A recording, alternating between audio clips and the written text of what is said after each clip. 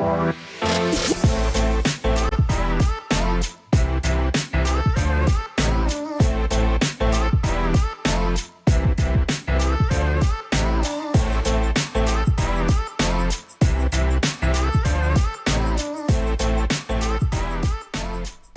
back to the PFF NFL show. Trevor, Sikkema, and Dalton Wasserman here with you guys. Do a little coaching carousel. Take a ride on the coaching carousel, which feels like the Tower of Terror every single year. I'm not going to lie. Everybody thinks it's, oh, what a nice little joyride. You know, you're just enjoying things. And it's actually terrifying sometimes what these head coaching searches are capable of. But we're going to break everything down. We have one head coach sign that we're going to talk about in Mike Vrabel to the New England Patriots. But there's 6 other teams in the NFL that have head coaching openings. So we're going to talk about their situation, the candidates, which guys do we think fit the best with each team. Dalton?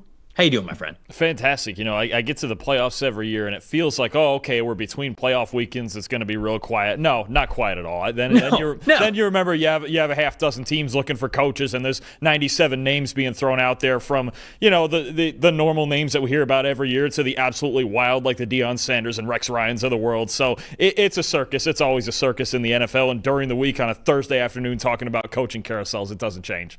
You were just trying to get a day off of work, and that doesn't happen. It won't happen in the NFL. We can't let you do it. We can't let you get you. I'm wearing my I don't know if you noticed, I'm wearing my finest quarter zip in honor of the coaches that we're going to be talking about, because I felt like that was appropriate coaching attire here on this show. So I feel like I should have texted you. We could have worn the same exact PFF quarter zip, like we wore the same exact shirt for the award show. But that might have been too embarrassing. The one day you picked the one day to do this that I didn't. That I actually all my quarter zips are in the laundry. You picked the one day I didn't have any quarter zips left to do this. I didn't pick it. I didn't pick it. You picked it. We knew what we were going to do. The coaching carousel show. You knew it was on the schedule. You have to warn me when we're going matching uniforms. You have to warn me of these things because I have a hard enough time dressing myself. So you're in charge of these things. All right. Now I gotta tell them what to wear too, guys. This is just it's never ending out here. All right. So let's get into this. We're going to talk about a lot of PFF statistics and sort of why we think certain head coaches will match with certain teams. If you want to see a lot of what we're talking about here yourself, you go to PFF.com, get yourself a PFF Plus subscription.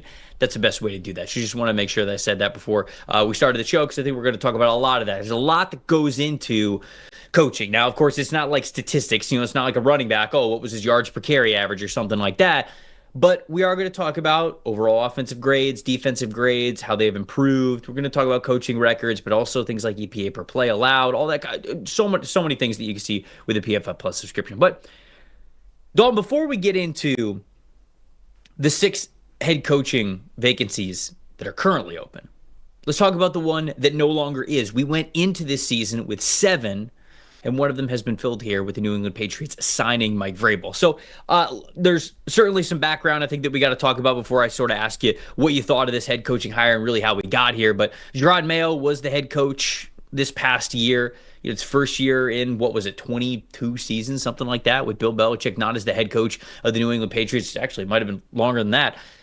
And it was like, all right, well, it's the first year. The Patriots have probably the worst roster in the NFL on paper. Yeah, they didn't perform very well, but they were winning a little bit down the stretch and felt like it was kind of going in the right direction, but we didn't have all of the answers for exactly what was going on behind the scenes. Ultimately, they pulled the plug after 1 year, and they ended up bringing back another familiar face in Mike Vrabel. So just overall, how we got here with the Patriots, I'm very curious. Like, are you upset about this process? Is it just more of a, hey, they tried with Jerod Mayo, it didn't work, we're moving on, and then we'll get into the Vrabel stuff a little bit after? I think they just, at the end of the day, and look, there were issues with the process and how it all went down, and for us, obviously, it was shocking to see, because usually, teams usually wait till the next day to fire their coach.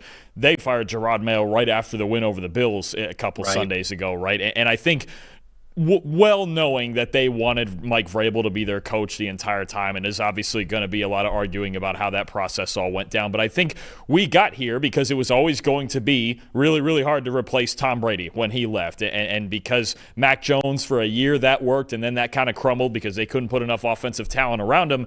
That's what you still have right now with Drake May. And I think we saw enough flashes from Drake May this season to think he can be the franchise quarterback. But the goal for this offseason has to be to surround Drake May with as much talent as possible. They have the most cap space in football. They have the 4th overall pick. I think that's the story, because I do think they have a serviceable defense that could play even better if they have a functional offense that can keep them off the field, right? But I think that's the only goal here. And if they felt like Gerard Mayo, and I know there was some things with media relations and sometimes at the press conferences that didn't go great, it just seems like they wanted an experienced coach. They wanted Vrabel. Vrabel wanted to be there. We know he's a lifelong Patriot. I just think it's a hire that makes sense when you think about just trying to stabilize everything post-Belichick, right? Because it's gotten kind of unstable the last 3 years, especially personnel-wise.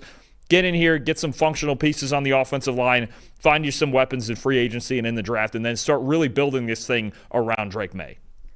Look, in terms of how we got here for the Patriots, I hate it, right? I mean, like, the process was terrible for them. Bill Belichick is there for so many years. It was reported that it was in Gerard Mayo's contract that he was going to be the next head coach of this team, which feels a little disingenuous anyways, to hiring a head coach. But they thought they had their guy on the coaching staff. The thing that I don't like the most about it is Gerard Mayo was the linebackers coach for the Patriots for 4 years. Like, if you want to criticize how he was as a head coach behind the scenes, and that's ultimately why you end up moving on from him, okay, I understand that. But Dalton, it's hard for me to really give the Patriots that much of an excuse, because he was there. Like, he was on the staff. And was he the defensive coordinator? No. Was he the head coach? No. And I understand that there's other responsibilities that come with it, but it's crazy to me that it would be this much of a surprise that over the 4 years that he was on your coaching staff in your building, when you put in his contract to be the future head coach, that you would then see a product that thought we have to get rid of him after one season. So the whole way of how we got here with the Patriots having a head coaching opening, I truly hate everything about it. I really do. Now, the end result, it's perfect, right?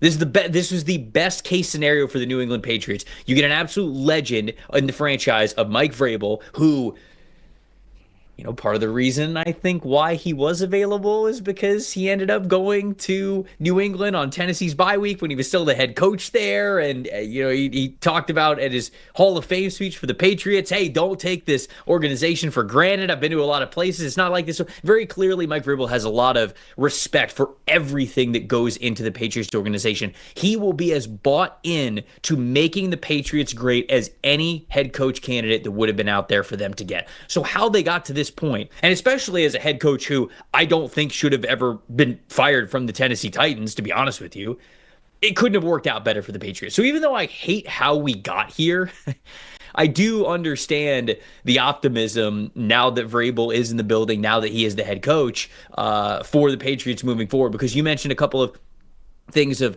how much free agency money that they have, how much flexibility they have on the roster, and how you believe that they've already got the franchise quarterback. So it's truly going to be a blank canvas. And I believe much more so with Mike Vrabel, there is going to be time for him to build this team the way that he wants. And in his press conference, when he took the job as head coach, he talked about getting rid of entitlement in the building and building that culture. And I think that there is probably some reasons why he felt the need to continue to bring up getting rid of entitlement in the building, because he probably heard from credible sources and also maybe watched some things on the field on the film that gave away a little bit of this. So I think the Patriots are going to look completely different moving forward with Vrabel. And I think it's a home run hire. How they got here, hate it.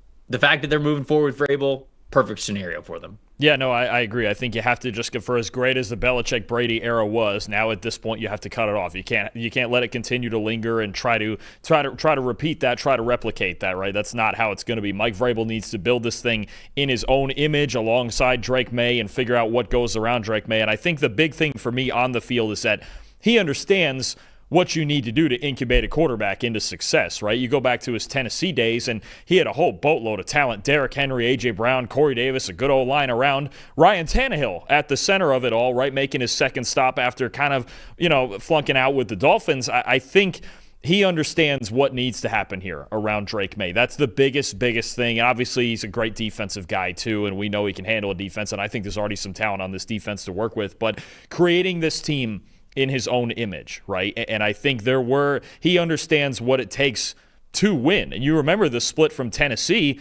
was in part because he did not want A.J. Brown traded. He was not the one that wanted that. And they traded A.J. Brown. They ended up with Treylon Burks, and it all crashed from there. But he knows what it takes to surround a quarterback with talent, with proper talent that he can succeed with, right? And I think we could all agree that Drake May is probably more talented than Ryan Tannehill was. And I think Vrabel, it's about stability. The last 3 years in New England have felt unstable because they never had a plan post-Brady, and they never had a plan post-Belichick. They kind of took Mac Jones going, okay, this is our option, and this is what we have, and they got a little bit out of him, and they certainly never had they had a plan post-Belichick, but I don't know that it was all that well thought out. I think it's the danger of making promises to people and hiring first-time head coaches. You mentioned Mayo just being the linebackers coach, and he's a very good coach, on that front, I'm sure, but you don't really know until you've seen a guy do it, right? And they saw a year of Gerard Mayo knowing he had a bad roster,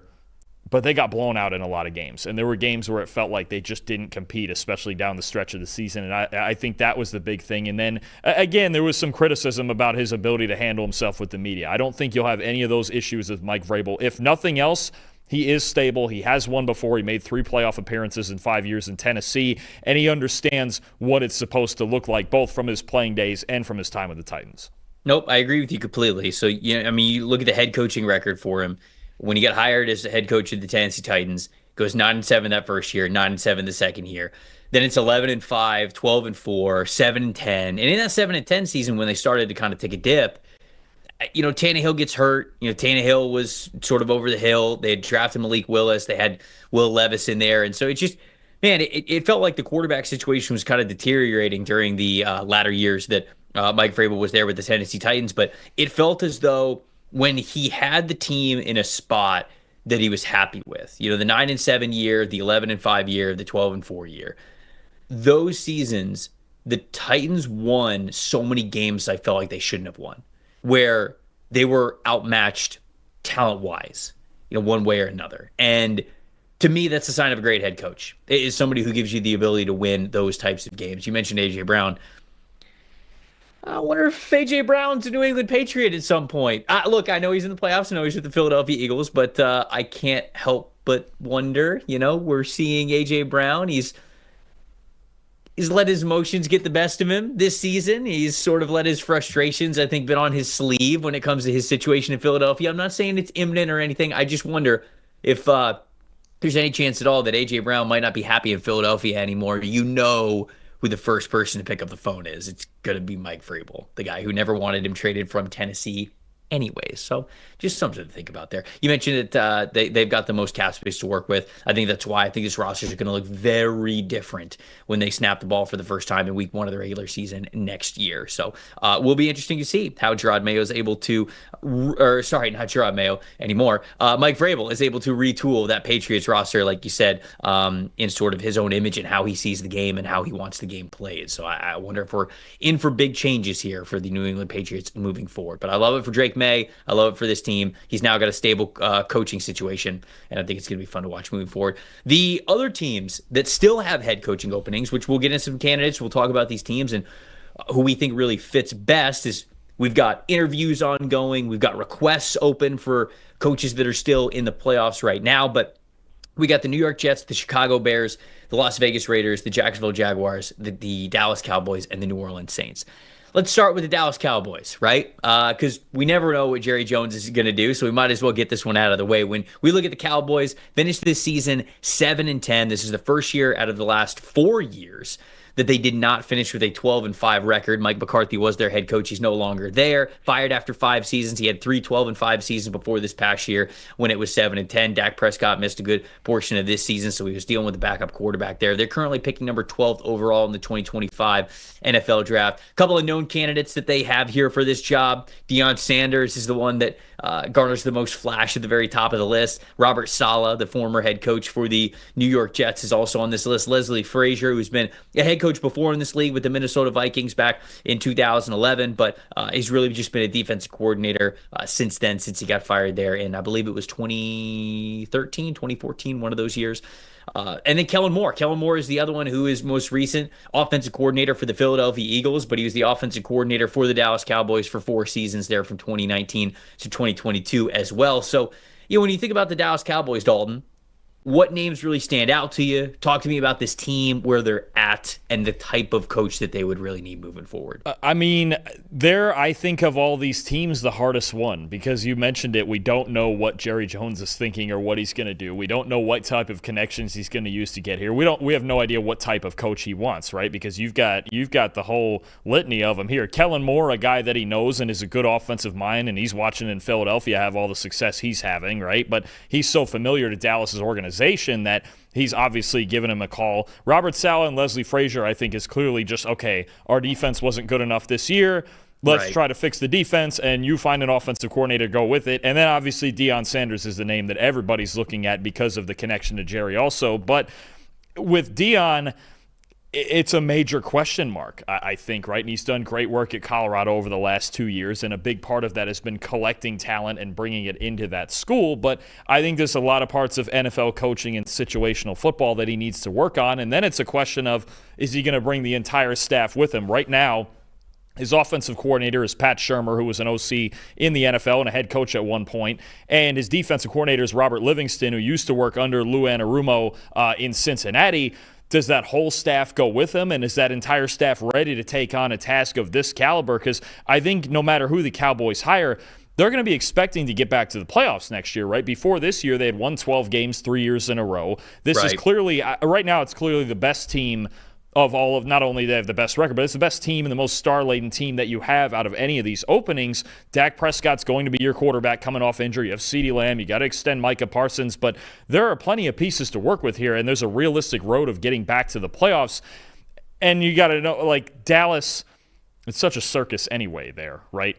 You bring Deion Sanders into that, and we've seen what it's like at the University of Colorado. You bring a Deion Sanders to the Dallas Cowboys, that's just a pressure cooker, right? And I think, not that it already isn't, but then you have the suspense of, do they get crazy and trade up and draft Shedeur Sanders and find a way out of Dak? Do they go and get Travis Hunter? What else are we doing? It immediately becomes a lot of noise in a place where there already is a lot of noise, right? I'm not saying Deion can't do it, because he's pretty much never really failed at anything, but that's a big stage you're talking about. And I think there are still some on-field elements to his coaching and his coordinators' coaching, or if it's going to be new coordinators, that do need some work, because the NFL is all about situational football and winning games on the margins. And there are times at Colorado where even if he stays there, he still needs to work on that. So I get that it's flashy. I get that it's the big name. I get the connection with Jerry, but I think there needs to be a very measured approach to this hire, because leading this organization is not easy. And especially if Deion's going to do it, there's going to be a whole lot of noise behind it.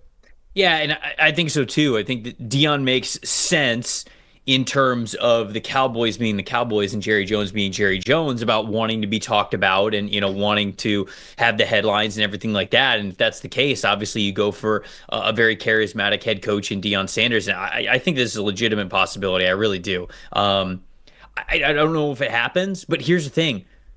I don't really know what the other options are for them, because you're right. It feels like this team needs more stability, but you kind of just fired stability, right? You fired McCarthy, who was your stability. So if you're going to move on from Mike McCarthy, it feels like they're going to be more of a splash hire type of a team. And if you get that, there's no greater splash than Deion Sanders. I think the other one, the people in the chat are saying this, and I, at this point, I agree with it, with who they have interviewed so far.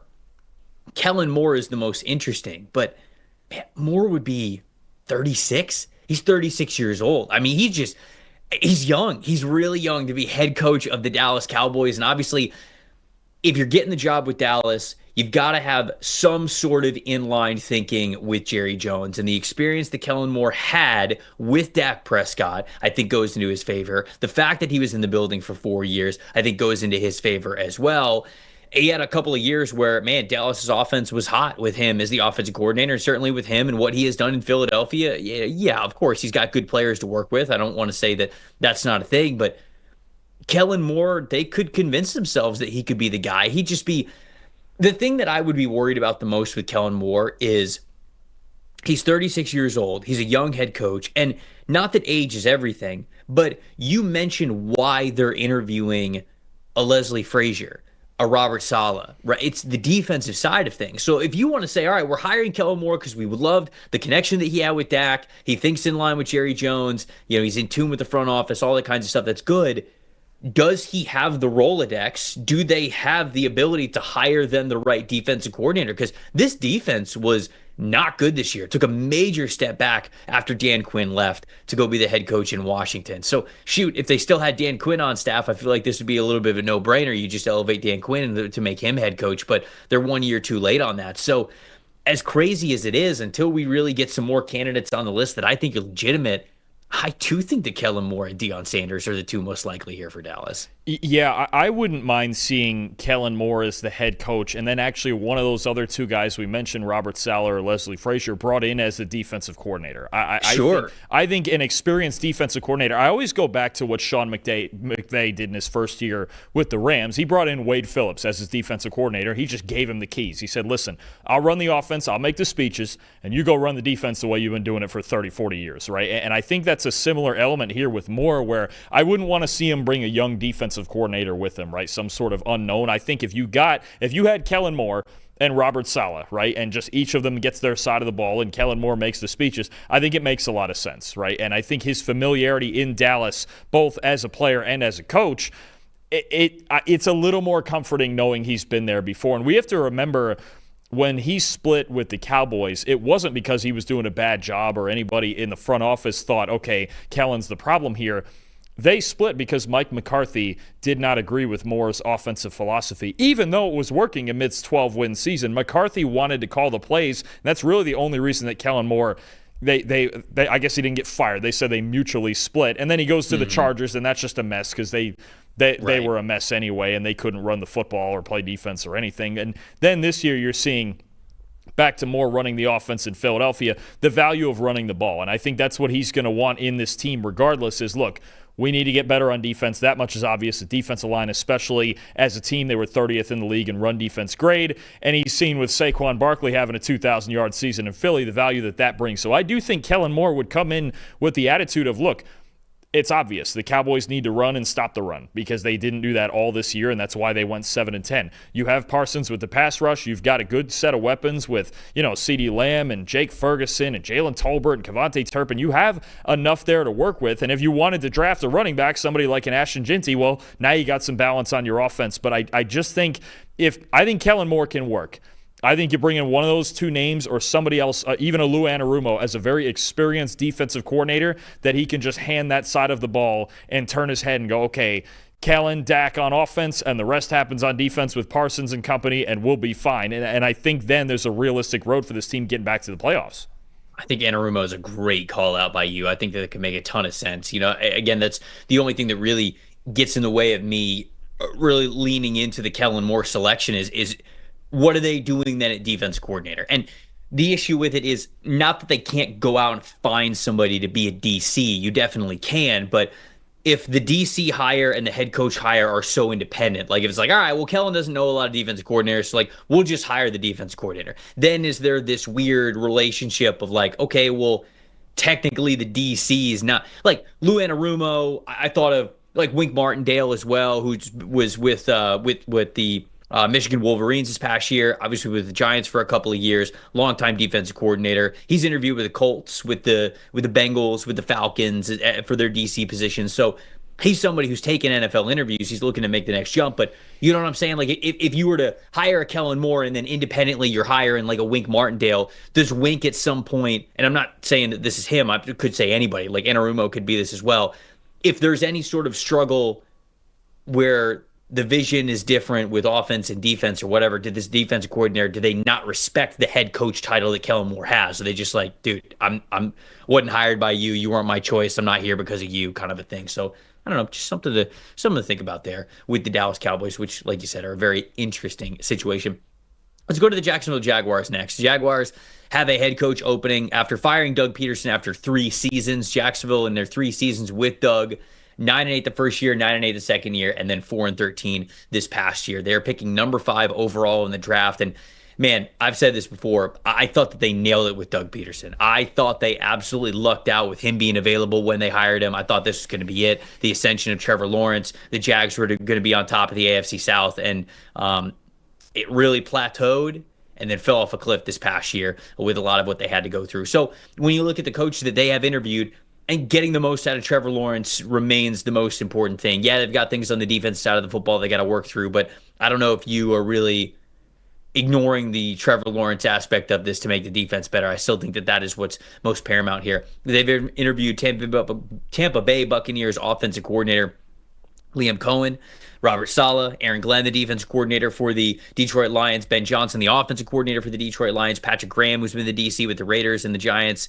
in the past, Steve Spagnuolo, the defensive coordinator for the Kansas City Chiefs, longtime defensive coordinator there. And they've got requests in for Brian Flores, for Joe Brady, for Todd Monken, a couple of coaches that they have waiting, that they're still waiting to do interviews for. What do you think about Jacksonville's situation? Do you agree with my sentiment that, hey, they should probably stick more towards the offensive side of the ball to really make sure that Trevor Lawrence, now being paid a franchise caliber quarterback's contract, is worth it and really takes that next step? Or do you think it's more of a CEO type of a position for you? What do you think about the Jags situation and who would fit best? No, I'm with you. I think, look, you gave Trevor Lawrence the big contract. You're going to live and die with him and Brian Thomas Jr. on the outside. I think an offensive coach makes sense here. Ben Johnson makes plenty of sense. Apparently, there's been a report, I believe, from Albert Breer of Sports Illustrated that Ben Johnson and Robert Saleh are loosely considered the two favorites for this job right now. But Ben Johnson, Liam Cohen, Joe Brady, I think would be fantastic in this spot. When you look at the work that he's done with Josh Allen, who's known to be kind of a gunslinger,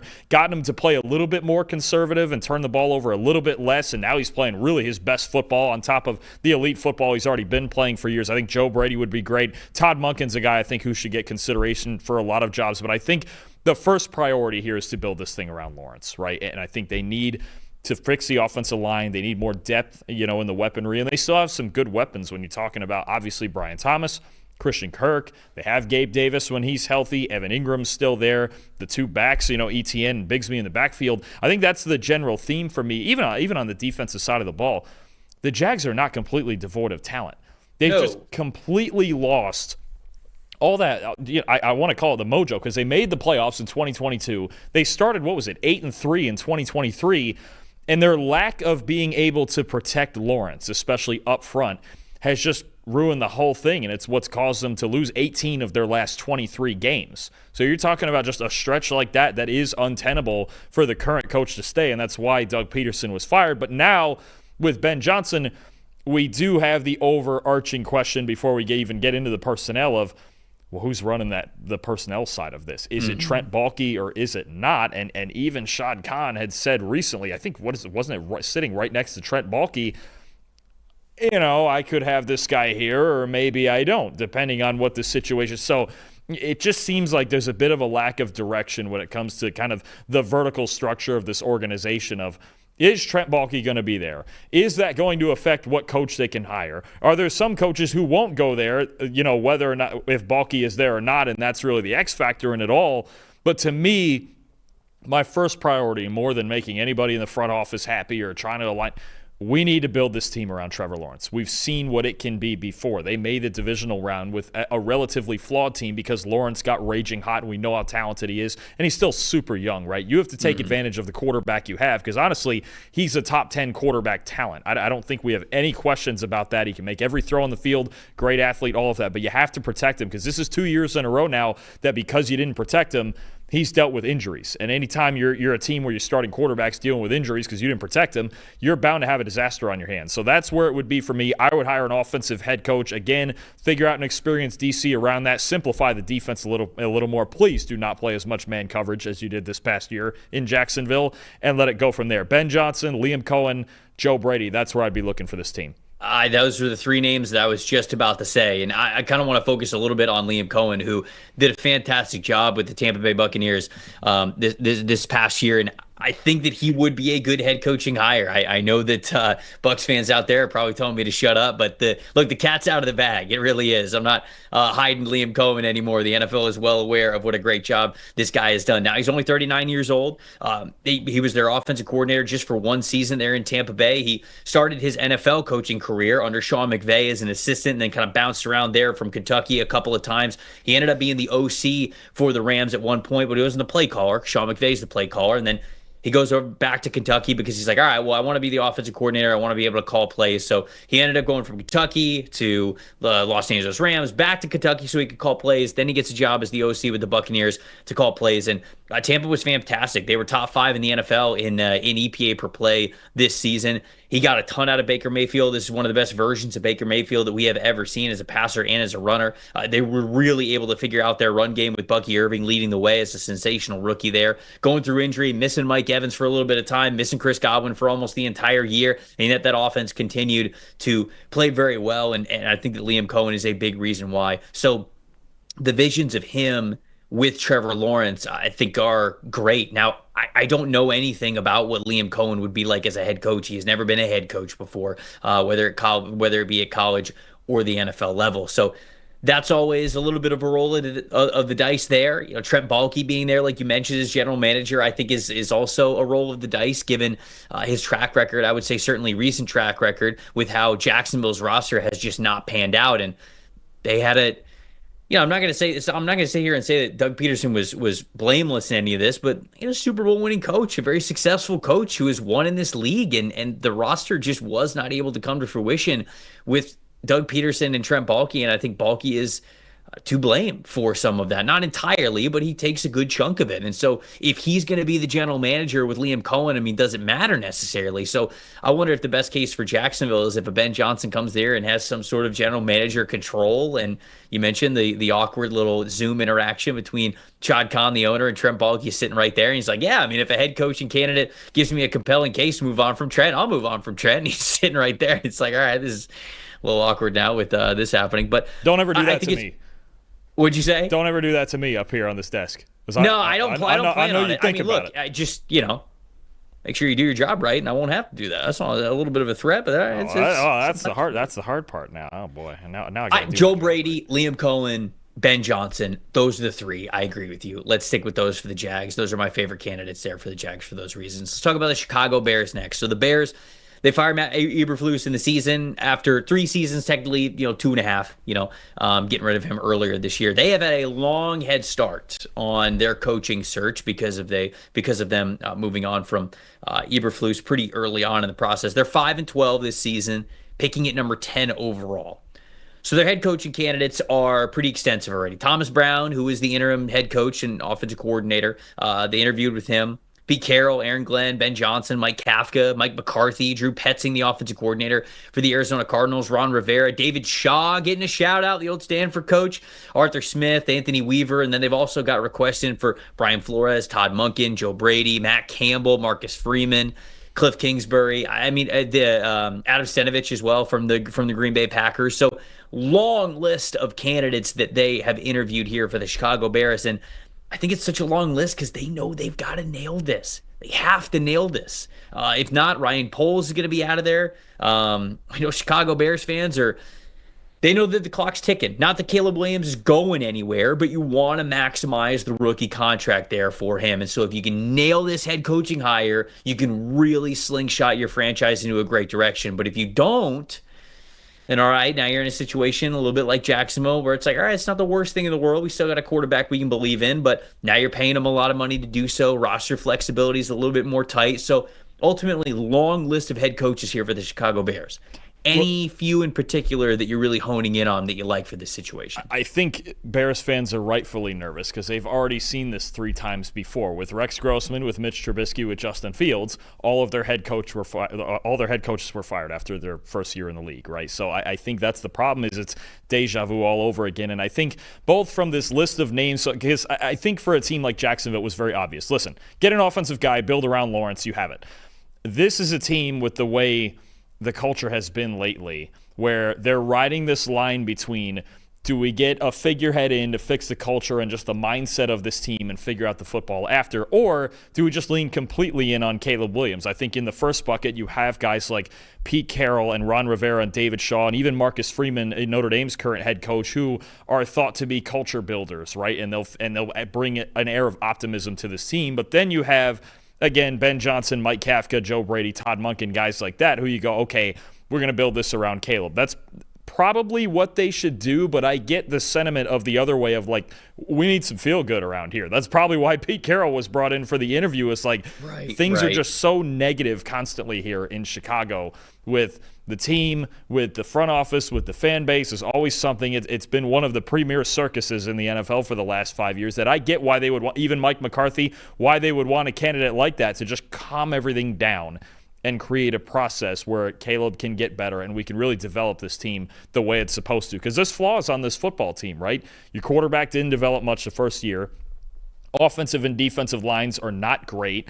You've got young players who I think are not as good as they should be when you talk about, a Rome Odunze or, a Tyreek Stevenson and guys like that on the outside where you have this thing where it feels like same old Bears every single year, right? And you do have to break that culture. And you just, I think there's other teams on this list like this. So it is a balance of figuring out what the attitude and mindset of this team should be while also developing Caleb Williams properly. Because if they at the end of the day, 3-4 years from now, wound up whiffing on this Caleb Williams pick after the big trade to move back, another year to get the number 1 overall pick, and Jaden Daniels and Bo Nix and Michael Penix having all the success they're having, and the Bears are the one team that missed, it's going to set them back a long time. It really is, because Williams was supposed to be the one. He was supposed to be different from the other Bears quarterbacks, and the problem is that their process has been the same with their other first-round quarterbacks. So I think this is very, very interesting to see the balance and the approach that they take with this as far as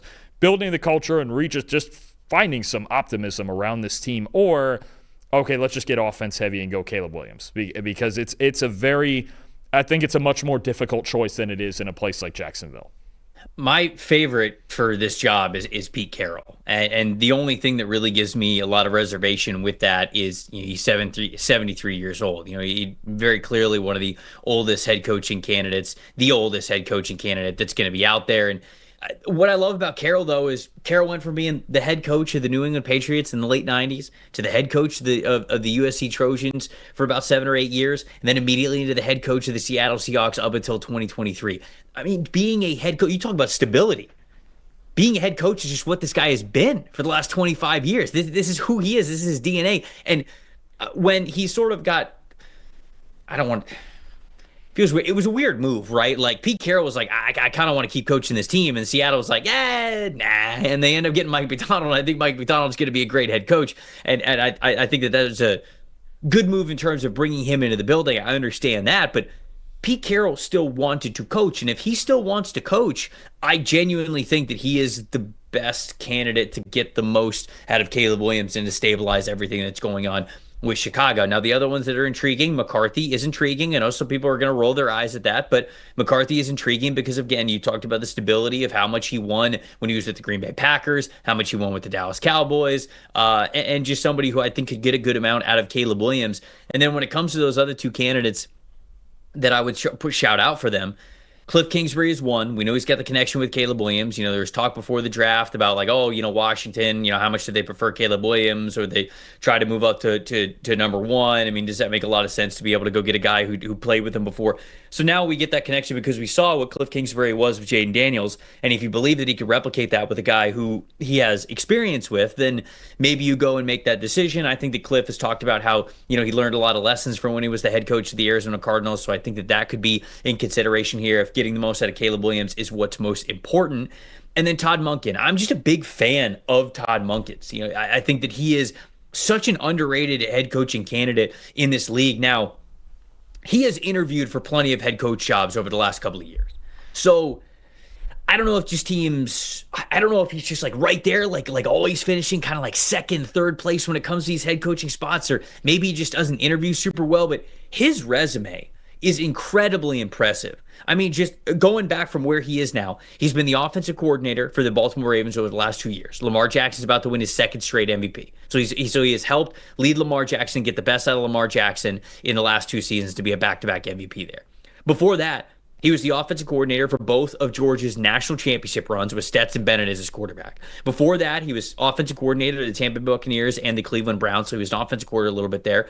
Before that, he was a head coach of Southern Miss, which was a program that he turned around in 3 seasons. And before that, he led the number 2 and number 3 scoring offenses in the country in 2011 and 2012 at Oklahoma State. This dude, it's not like he's just Lamar Jackson. He's been doing this. So I would love for him to get another head coaching shot, but it's not like he's just gone super under the radar and nobody's talking about him. He's interviewed with spots before, and he's on a lot of these interview candidate lists. So I wonder if just what he is like as an interviewing head coach, and maybe just teams don't think that he gels with where they want to go or whatever, or his leadership style. I don't know, but I think his resume kind of speaks for itself as an offensive guy. So those are the candidates that I really like for Chicago. Anything else on Chicago before we move on to the next? No, I'm just with you. I think Todd Monken sticks out. I think this would be a good spot for him, and the biggest thing is Caleb Williams needing to play better within structure, right? I think we know he can do all the athletic things and improv and do all the crazy Mahomes-style things, but he needs to play better within the structure of the offense, and even this last 2 years sticks out to me because you have Lamar Jackson having his best year as a pocket passer, right, and working within the pocket and within the structure of the offense on top of doing all the crazy Lamar Jackson MVP type things we know he can do. I think Todd Monken would be a really fun fit here. I think as a means of, okay, if we're going to center this thing around Caleb and get him to play within the scope of the offense that we need him to, and then he can get out and do all the crazy improvised things that he can do, that's what I would want, because it's not like they're short on weapons either. They have a good pair of tackles. They got some good receivers. They have a defense at least with some talent. It's another team where the talent pool is not bare here, but you just need to get Caleb to play within the offense and not hold the ball so long. Oh, the talent pool is not bare?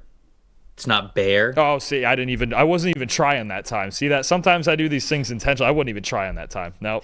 I would love Todd Monken there, and especially for my time covering the Tampa Bay Buccaneers, he's a no BS coach. And so I don't know, man. I think that chip on your shoulder type of an attitude, I think that'd be a lot of fun to watch in Chicago if he ended up getting that job. If you guys haven't played Pick 6 from DraftKings yet, what are you doing? Time's almost out. The playoffs are here, and DraftKings is the official daily fantasy partner of the NFL. They do fantasy sports like no one else. You can play for better payouts on Pick 6. Super easy to get started. You select 2 or more players and choose if they will have more or less of a single stat. It could be rushing yards, it could be receiving yards, it could be touchdowns, it could be sacks, it could be tackles, whatever it is.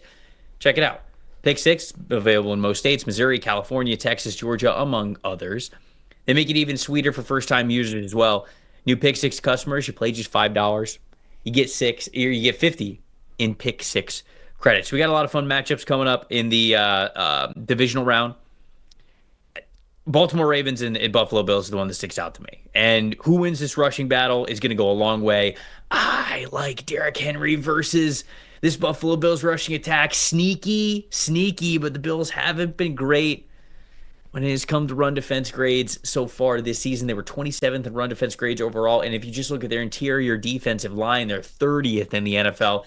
Seems like a big Derrick Henry day today to me. I don't know. Win more cash on Pick 6. Download the DraftKings Pick 6 app now. Just use the promo code PFF. That's promo code PFF for new customers to play just $5 and get 50 on your first Pick 6 set. Only on DraftKings Pick 6. The crown is yours. If you got a gambling problem, call 1-800-GAMBLER. Help is available for problems with gambling. Call 888-789-7777 or visit ccpg.org in Connecticut. You must be 18 plus. Age and eligibility restrictions do vary by jurisdiction. Pick 6 is not available everywhere, including New York and Ontario. Void where prohibited, 1 per new customer. Bonus is awarded as non-withdrawable Pick 6 credits that expire in 30 days. Limited time offer. See terms at pick6.draftkings.com/promos. All right, what's next? Let's go with the New York Jets. Let's go to your Jets here for this next one. I feel like that's the team that we should talk about here. Much like the Cowboys, feels like always in the news. Feels like always for the wrong reasons lately, but finished season 5-12. They've also been looking at head coaching candidates for a while now. Firing Robert Saleh after 3 seasons. They're picking number 7 overall in the upcoming 2025 NFL draft. Here's some of the interviews that we have so far for the New York Jets. Ron Rivera, Rex Ryan, shout out, throwback, love that, a little vintage. Matt Nagy, Aaron Glenn, Mike Loxley, Steven Spagnuolo, Dan Rizzi, Jeff Olbrich, Vance Joseph. Those are the guys they've interviewed so far. They got requests for Arthur Smith, Bobby Slowick, Brian Greasy, Joe Brady, Brian Flores, Josh McCown. How do you feel about this list as a Jets fan? How do you feel about it? So, okay.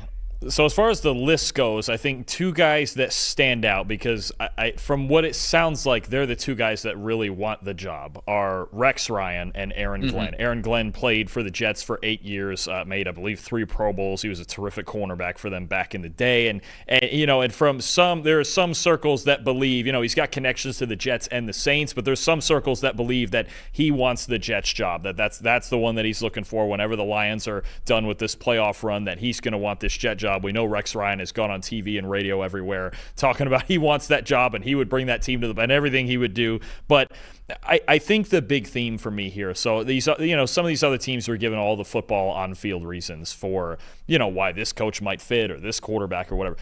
The Jets, more than anything on the field, because that's really step 2, they just need a unified vision, right? And I think if it's Aaron Glenn and maybe Chris Spielman as the GM, okay, we've got a couple guys coming from Detroit. If it's Steve Spagnuolo and Mike Borgonzi and maybe, an Eric Bieniemy or Matt Nagy as the OC, okay, at least we have a unified vision. There were some thoughts about Brian Flores as the head coach, Josh McCown as the offensive coordinator, and then maybe Ryan Grigson, who's with the Vikings, as a GM. I think that's what they're looking for, is the full stack of GM, head coach, OC, DC, whatever, just all being unified.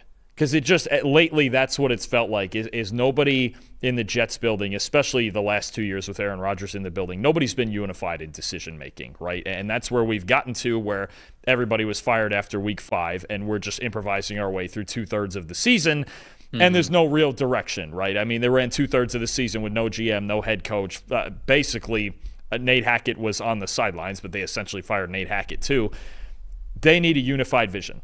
No matter what that looks like, if it's with or without Aaron Rodgers, if it's with or without whatever pieces they have, because, again, this is another team, they're not devoid of talent. They got a pretty good offensive line. They have Garrett Wilson, Breece Hall, Quinnen Williams, Sauce Gardner. There's guys to work with, but none of that matters if you don't have a unified vision for what you want your team to look like, right? There's so many different ways this could go, because it does feel like this is a team trying to fix the culture, because they're the New York Jets, and it's a rough culture right now. I just think that's what I look at, is when, I know there's some outlaws in here. Ron Rivera might come in with a plan. Rex Ryan obviously has been loud about it, but I think what they're looking for more than anything is top to bottom, just a completely unified vision for what this team can be. Is there the Aaron Rodgers problem potentially for next year? Yeah, are there decisions to be made on top of that? Devontae Adams, and they got to fix the defense. We can get into the on-field stuff later, but they need a linear vision, top to bottom, of what they want this team to be. And I think through this, but they're the ones going through the most expansive search right now, in part because they were 3 months ahead of it on everybody else. But that's what it is to me, is more about just an overarching vision for what in the world this organization is supposed to look like. When I look at this list of guys that the Jets have interviewed so far, the only one who really does anything for me is Aaron Glenn. Now, I would be excited about it. I'm not trying to say that like it's some sort of like consolation, well, I guess type of a thing. I'd be fired up about Aaron Glenn as the New York Jets head coach, but there's not really anybody on the list who I go, yeah, okay, like I would absolutely love this for this team. Rex intrigues me simply because I know there's the history of like he had been there before, but he did have success with the New York Jets while he was there. And this is somebody who's very clearly dying to get back into coaching. Like you are going to get the best of Rex Ryan. Now, whether or not you think that that's enough in the modern game of football, since he's been out of coaching for so long, that's a different conversation. But of this list of the guys that they have interviewed so far, to me, if they were to pick somebody other than Aaron Glenn on this list, I'd be like, okay, we'll see how it goes. But if it's Aaron Glenn, I'd be pretty fired up for it. I'm not gonna lie. He is my top choice for you guys. I think, and I don't know why he hasn't gotten another shot after all these years, because I think the first time he was a head coach with the Rams, he kind of got set up to fail. I don't hate the idea of Steve Spagnuolo either. When you talk about, okay, he's at least familiar with New York City, and I know that shouldn't be a requirement, but oftentimes it is, right? With winning both Super Bowls he was with? No, he was just with the first one with the Giants, and then he went to the Rams after that. Long-time great defensive coordinator, obviously known as a great leader on that side of the ball, and been under Andy Reid all these years, and you at least have some connections, right? There's been talks about, Chiefs assistant GM Mike Borgonzi, and then you could talk about kind of a deep pool of connections when it comes to offensive coordinators. You could talk about Matt Nagy. You could talk about Eric Bieniemy. I think you could even talk about a Mike Kafka, who's with the Giants now, but used to be with Kansas City. There's part of me that wonders what a second chance would look like for Steve Spagnuolo, after all these years. Again, I thought when he was with the Rams those 3 years first time, he was really set up to fail. He had one decent season, Sam Bradford with the quarterback, but that's still, they were back in St. Louis, and it was a pretty poorly run organization at that point. I don't think they gave him a fair shot to succeed. So that's the other one maybe that would stick out, but I think you're right. It certainly feels like, from the whispers of Aaron Glenn potentially really wanting this job specifically, that's probably at the top of the list, especially with him being a former Jet back in the day. But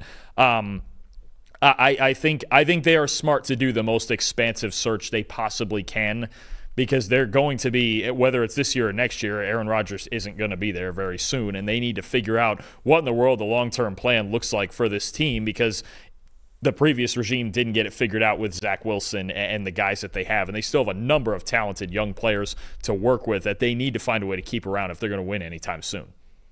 Walt's Raiders. Walt's in the chat right now, so now we're bringing up his Las Vegas Raiders here. He's caping for Ben Johnson. There have been some rumors, a lot of momentum for Ben Johnson potentially going to the Las Vegas Raiders. So they finished the season 4-13. They end up moving on from Antonio Pierce after just 1 year with him as the head coach. Now he's the interim last year when Josh McDaniels got fired, but wasn't able to survive past 1 year of him truly calling the shots. They've got the number 6 overall pick. They're searching for a quarterback. The guys they have interviewed so far, it's the Detroit Lions duo of Aaron Glenn and Ben Johnson. They've also interviewed Steve Spagnuolo. They've requested interviews for Todd Monken, for Pete Carroll, for Robert Saleh, for Vance Joseph, and also for Bill Belichick. I think they have a request in for Bill Belichick, who reportedly has not signed his contract still with North Carolina, which is strange. I feel like we made the announcement for this, 3 weeks ago? What are we doing here? Sign the contract. But I guess that's not been signed, and all that buyout talk might actually be a little softer in its stance than what we thought that it was going to be. So a lot of interesting candidates there. Ben Johnson's obviously the one that stands out because Ben Johnson has been a hot head coaching candidate over the last 3 years. So he's been the offensive coordinator for the Detroit Lions in each of the last 3 seasons. He has been a top 5 EPA per play offensive play caller with a brilliant team that just continues to look unstoppable. It is really hard to have 3 years of sustained success at the very top. It really is. Defensive coordinators are so smart in this league. They normally figure you out and they'll knock you off that pedestal even just a little bit. Has not been the case with Ben Johnson, with him as the offensive play caller and offensive coordinator there for the Lions. So he has been a coveted piece of this head coaching carousel over the last couple of years, but he's been very selective in where he's wanted to go. This year, he said he was going to be even more selective with the interviews that he's going to take. Tom Brady's a minority owner of the Las Vegas Raiders, and for as much as, hey, he's only a 5% owner or whatever it is for him, he's not the ultimate one making the calls. It's Tom freaking Brady. And when he picks up the phone and talks to you or shakes your hand or looks you in the eye, it carries some weight. And that might have been the case with Ben Johnson there. So we hear that he is the favorite to land this job. If Ben Johnson wants it, feels like it's his. But what do you think? You think this is the eventual landing spot for Ben Johnson? It certainly sounds like it right now, right? And I think the other bit that makes the Belichick part interesting, and maybe for Ben Johnson also, as opposed to a Jacksonville with Trent Baalke in place, is they get to figure out, you get to handpick who the GM is alongside, right? And I think that's been a big thing for Ben Johnson when looking at these teams, is the organizational structure and the stability of it right now. Obviously, the Raiders, they got a lot to work on. They got to figure out the whole front office. They have to figure out just about their entire offense outside of Brock Bowers, and there's a lot of pieces to build. But Johnson and Dan Campbell built an offense from scratch in Detroit. I'm sure he believes he can do it again in Vegas. The quarterback question is the big one, with them only picking 6 in this draft as opposed to maybe in the top 2 or 3 to get a Shedeur Sanders or a Cam Ward. But maybe they decide, okay, I saw what Sam Darnold did in Minnesota this year, and that convinces me enough to bring him over, and I'll build around him or what have you. But no, I think Johnson, it sounds like he's the favorite. They need a jump start on offense because that's what's been missing the last couple of years. Ever since Derek Carr left, they just don't have anything at quarterback to work with.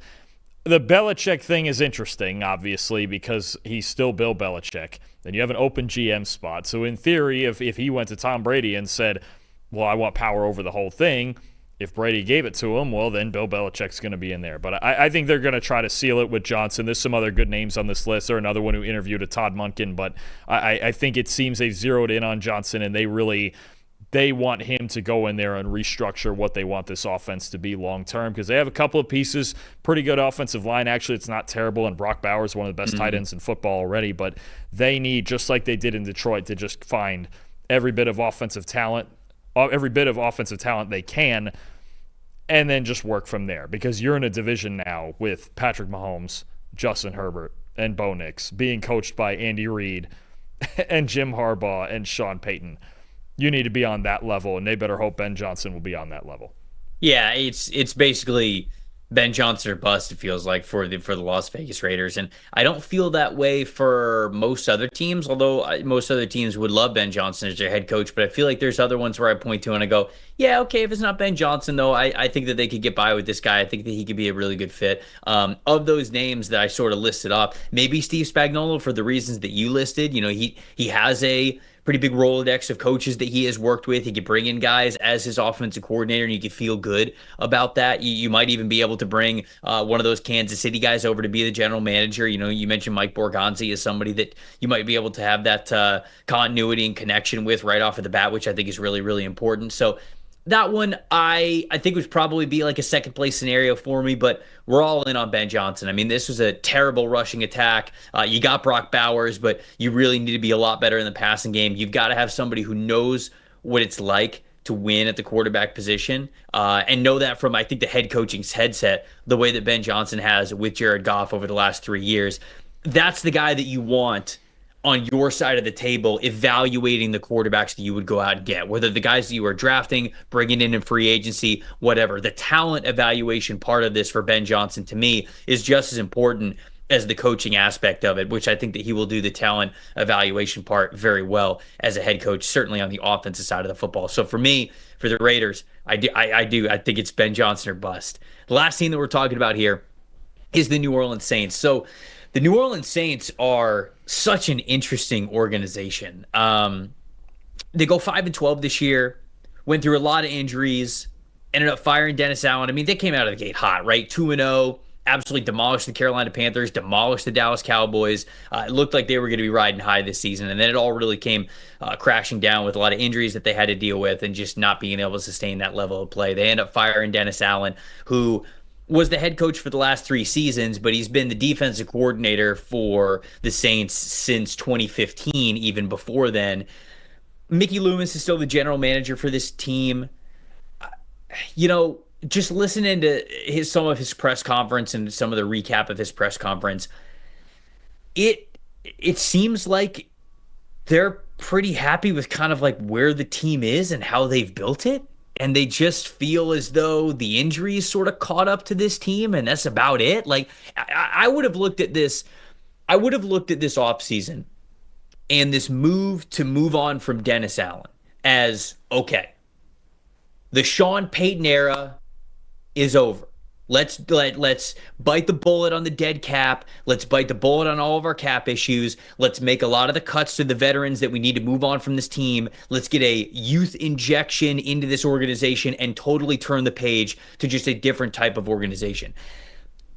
Because let's face it, when you lose Sean Payton and then you hire Dennis Allen, it's basically the same thing, and you're just trying to run the same team, but without Sean Payton. And Sean Payton and Mickey Loomis had a great chemistry as general manager and head coach, and I felt like there were a lot of moves that those two guys made throughout the, 15 years almost, that those two were a GM and head coach duo that probably wouldn't have worked a lot of other places, but it worked in New Orleans because of the continuity that they had together and the vision and the execution that Sean Payton had. So they were trying to do some of that with Dennis Allen, who had been in the building with Sean Payton for a long time, and it didn't work out. And I just felt as though moving on from Dennis Allen was sort of your sign to say, let's totally restart this thing. That era of Saints football is over.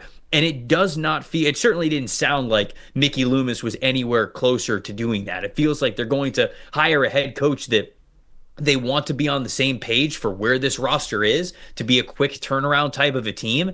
And to be honest with you, Dalton, you look at the people that they've interviewed, Anthony Weaver, who's the defensive coordinator for the Miami Dolphins, Mike Kafka, Aaron Glenn, which I think that connection makes sense with Aaron Glenn being a member of the New Orleans Saints as a player. He ended his career with the New Orleans Saints. They've requested Joe Brady, who of course makes sense with the LSU connection, having so much success there with the local team in LSU. Davis Webb, Cliff Kingsbury, Mike McCarthy. Like, I don't know how many head coaches are going to walk into this situation and go, yeah, I love the way that you guys have built. Like you walk into a house and go, yeah, I love what you guys have done with the place. Like, I don't know a head coach candidate that's going to walk into New Orleans situation and say, I love what you've done with the place. And it just kind of felt that Loomis had that attitude. So Aaron Glenn, to me, makes the most sense as sort of like the legacy hire that I think could really be a kick in the pants for the culture of this team to really turn the page and get to another chapter of Saints football. It didn't sound like Mickey Loomis had that view for a head coach. It felt like the guy who they want to be head coach like wants to buy into the roster the way it's currently constructed. And Dalton, I don't know how I feel about that. That's not very alluring to me, given what we saw from the Saints this year. No, it's not alluring at all. It's the worst cap situation in football with a 5-12 roster that, honestly, even completely healthy, probably maybe would go 7-10. You've got Derek Carr, who's not your long-term franchise quarterback. You're one of the worst teams in football in the trenches. They were dead last in pass blocking grade. They couldn't stop the run worth anything. I mean, they have a lot more wrong with their team than I think than they're aware of, right? And until I think it's a similar situation as New England, where they needed a hard reset from the Belichick-Brady era. It is what it is. This team still has not taken, in 2024, when Breeze retired after the 2020 season, they still have not taken a hard reset from the Breeze and Peyton era. They are trying to cling to it. I mean, they've tried to do it in past years. Jameis Winston, Taysom Hill, Derek Carr, and Dennis Allen joining back together from their Vegas days. I mean, they need to reset. And until either Mickey Loomis understands that they need that hard reset or somebody else in that position does, then I don't know necessarily where they're going with this long term. And I think it's also, you mentioned Aaron Glenn. It's the worst kept secret in football right now that the Saints desperately want Aaron Glenn to be their head coach. That's who they want. He was on the coaching staff previously. I know you mentioned Joe Brady. He was on actually Sean Payton's coaching staff there too for a short time. But they want Aaron Glenn to be their head coach, and they want to keep continuing to just try to win the NFC South, but maybe not do a whole lot more. They just are refusing. And I hate to say like a tank job is the answer, but they kind of need to rip it down and take a tank job for a year or two just to reset the whole thing. Now just because of salary cap issues, they've extended Alvin Kamara another couple of years. And look, he's obviously still really good, but how long can you keep clinging to Cam Jordan, Demario Davis, Alvin Kamara, all these older guys who were fantastic football players? They're some of the best players in Saints history and during one of the best times in Saints history. But until they take a hard reset, and I think them and Dennis Allen, moving to Dennis Allen and going and getting Derek Carr, that was the perfect representation of, okay, we're pretty content to just try to be decent. And it doesn't feel like they're trying to win Super Bowls. It feels like they're trying to be relevant, and eventually that erodes away. And they need this hard reset. Honestly, the best thing the Saints can do is find a way to just tear this up, trade a handful of guys like they did with Marshawn Lattimore, and honestly get yourself near the number one pick conversation next year. I think a complete teardown that has not happened since Drew Brees retired needs to happen. I just don't know when they're going to do it. But I think you mentioned it. Aaron Glenn, does he make the most sense with the connection? Yeah. Do they really want Aaron Glenn to be their head coach? Absolutely. It's just the biggest question with Glenn right now is, does he want the Saints job more or the Jets job? Because there's rumors going on both sides there that he might want the Jet job more, and the Saints are waiting to be the second fiddle, and then they got to figure out something from there, and it could be a real disaster. So long term, I don't know what the Saints' vision is, because it seems that they don't have a long-term vision. They just take it 1 year at a time with whatever's on their roster, and as good as they can be, that's what they will be, but it's not a Super Bowl contender. Walt in the chat says Big Steve, a.k.a. Steve Palazzolo, should be the Saints general manager. Would love to see it. I'm caping for you, Steve. Go interview. Come on. That's what we need here. If Mickey Loomis is out the door at any point in time, Steve Palazzolo. Obviously, it's just a very natural transition right into that GM spot. I'm glad that you called out that Aaron Glenn was also on the Saints coaching staff as their defensive backs coach for a handful of years. I forgot to mention that, as much as he was a player for them as well at the end of his career. It's basically, to me, Aaron Glenn, I agree, Joe Brady and Mike McCarthy are the two guys after that. Those are the guys that I'd feel decent about in New Orleans if you can't get Aaron Glenn, which maybe it sounds like he's leaning more towards the New York Jets, but that's sort of how I feel about those candidates that they have there for the New Orleans Saints. All right, there we go. That's it for us. And the coaching carousel, obviously changing by the minute. So whenever you're watching this show, something might have changed. A rumor breaking here and there. One of these coaches, we thought they were going to be at this team. Now they're actually hot with this other team. But we tried to cover as many candidates as possible. Obviously, it's going to be fun to see how this all shakes out, who the new head coaches are going to be with the 6 openings that remaining, and what their outlook is in the future. For Dalton Wasserman, I'm Trevor Sikkema, saying thank you guys so much for watching another episode of the PFF NFL show. See you guys next time.